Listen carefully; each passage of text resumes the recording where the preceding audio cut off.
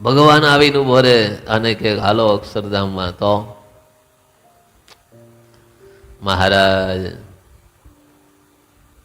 માન 25 વર્ષે આ થોડી કંઈક મળી છે, થોડા ટાઈમ રાખો પછી લઈ જાજો. બોલો કહીએ કે ન કહીએ?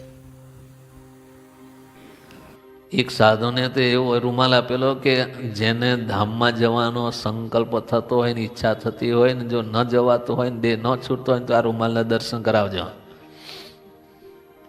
કે આ રૂમાલના દર્શન કરશે ને એટલે એને અમે તરત ધામમાં લઈ જશે.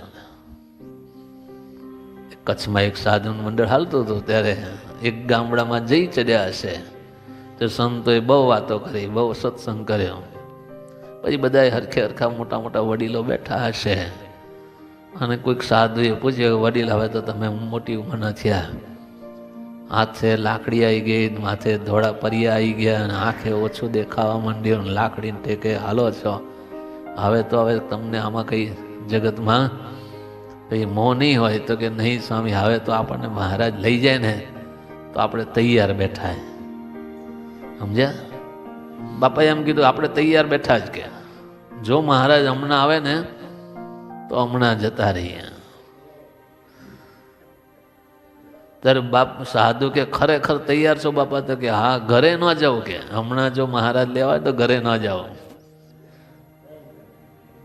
તો ખરેખર બાપા તો કે જો તમારે ખરેખર ધામમાં જવું હોય તો મારી પાસે એક ઉપાય છે. અરે કરો ઉપાય. જે સાધુ નાના સાધુ હશે ને એને કીધું, જાઓ તો સાધુરામ મારી જોરીમાંથી ઓલો મહારાજે આપેલો રૂમાલ લઈ આવો તો